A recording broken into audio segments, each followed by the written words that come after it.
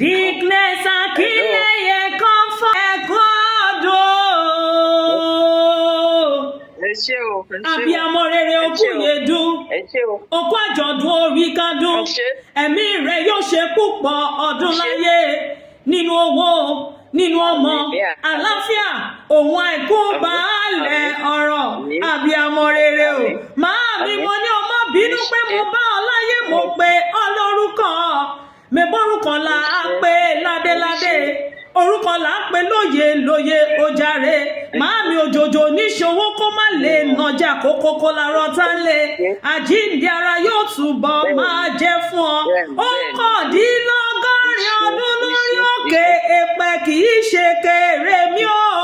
Mo bọ́ fìyàn tó go f'Elédùmarè ọba tó pa ọmọ láti rákòrò títí dà kókó yìí. Ọba tó ka ọyẹ àánú lórí gbà ojàre. Ọba tó lóhun yóò ṣàánú fáwọn tóhun yóò ṣàánú fún gbogbo àánú t'Elédùmarè fi ń ká fún ọ ní gbogbo ọ̀nà. Màámi mo bá ọ yọ̀ mo bá ọ dúpẹ́. Mo bá ọ yọ̀ mo bá ọ fìyàn tó go f'Elédùmarè ọba. Ìyá àṣẹ yìí o. Ìyá àṣẹ yìí Olúwa yóò túbọ̀ máa ṣoore ńláńlá nínú ayé rẹ ni. Ìyá Túndé onífàìsàn ló gbà. Ìyá Títí lọ́pẹ́ o ẹnu ọpẹ́ rẹ̀ ò ní kan. Ìyá Adéọlá onífọlápìtàn láṣẹ Elédùmarè ọba. Ọ̀rọ̀ gbogbo tí ń pa ọ́ lẹ́rìn ò ní pa ọ́ lẹ́kún. Ìyá ìbejì Ẹdúnjọbí tó ṣeré orí igi lórí igi wíníwíní lójú orogún èjì wọ̀rọ̀ lójú ìyá rẹ̀ ọ̀bẹ kìsì bẹ́kẹ́ṣẹ́. Àwọn ọmọ tó fẹsẹ̀ méjèèjì bẹ́ sílé alákìsà tó sọ alákìsà donígbàṣọ bùnmi bẹ̀rẹ̀ lé kìmí ń padà lẹ́yìn rẹ̀. Màámi o wọn ò dáṣẹ́ ara mi jẹ́. Great mind àwọn great mind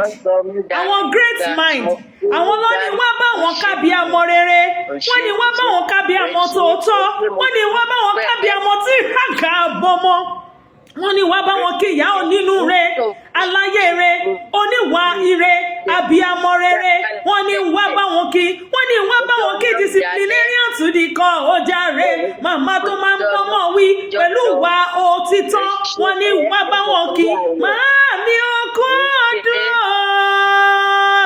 orí great mind ní nkì ọbí ológun ẹrú wọ́n ní nkì ọbí ọlọ́gbọ́n ìwọ̀fà wọ́n ní nkì ọbí ẹlẹ́gbẹ̀rún ọ̀kẹ́ wọ́n wá ní bọ́ọ̀dé ìlú Ìbàdàn tí ń ṣe lè bàbá tó bí ọlọ́mọ jẹ́ nkọ́kọ́ wọnú agboolé rẹ̀ náà màmá o.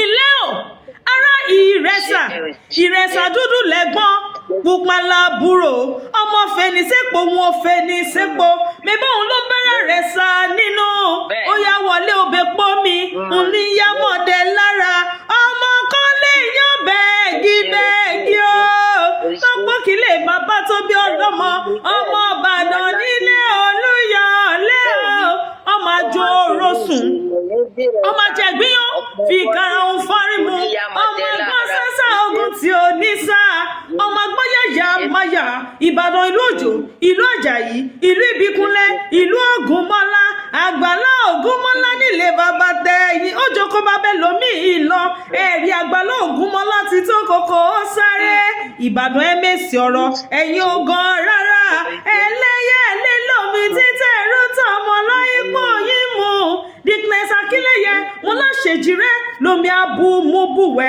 tóníta náà tí kálukú jọyà rẹ lójú akíwáyé kọmọ lárùn kankan ìjàgbóró lárùn Ìbàdàn mọjà tó fi kára wájú lẹ́rù abiyamọ rere oṣọdún òníná kò ní já ṣe mọ fún ọ láṣẹ Elédùmarè ọba ó tún ṣe mí sí nínú owó nínú ọmọ àlàáfíà òun àìkú baálẹ̀ ọ̀rọ̀ gbogbo tí wọ́n pa ọ́ lẹ́rìn ò ní pa ọ́ lẹ́kún Màámi Akinleye o kò sí bó ti wù kó pẹ́ láyé tó ò ní mọ sáré ọmọ láṣẹ adáni wáyé gbogbo great mind wá ní wí fún ọ wípé ìwòye àmọ́dún àwọjọ́ péjú ṣọgọ́rin ọdún ni nínú àlàáfíà òun àìkú baálẹ̀ ọ̀rọ̀. Happy birthday ma. Èmi náà dàgbà. Ẹ̀gùn lé ayọ̀. Àmín. Mọ́tò dasọ ẹ̀gùn lé ayọ̀. Àmín. Lálàá yóò ní Àmín. jásán. Àmín. Ẹ ṣé o. Àmín. Thank you. Ẹ Yes, kú ma. fẹ́ o. Yes, Ẹ ma. bára yín kalẹ̀ o. Yes, ma. Ẹ ṣé. Yes, Mo ma. dúpẹ́. Thank you. Gbogbo great Ẹ ṣé. mind ló ní kí wọ́n ṣe léyìí fún yín o. Àwọn great mind ló ní kí máa kí Wọ́n ṣe o, yín. wọ́n ṣe. Àwọn náà dàgbà, wọ́n ṣe. Àmín. Wọ́n ṣe gbogbo yín lẹ́ dàgbà. Ẹ mà tọmọdọ́mọ yín lórúkọ Jésù. Àmín. Ààbò Ọlọ́run dájú o. Àmín. Ẹ ṣé. Àmín. Thank you. Yes, Ẹ ma. ṣé. Àṣeyí ṣàmọ́dún grandma o. Ẹ ṣé. Kẹ́ ẹ enjoy day yín, ma. Ẹ ṣé. All right, ma. Ó dàbọ̀, ma. Àdúrà náà, ẹ ṣé o. Yes, ma. Bye. Yes, ma. Bye, ma. Ẹ ṣé.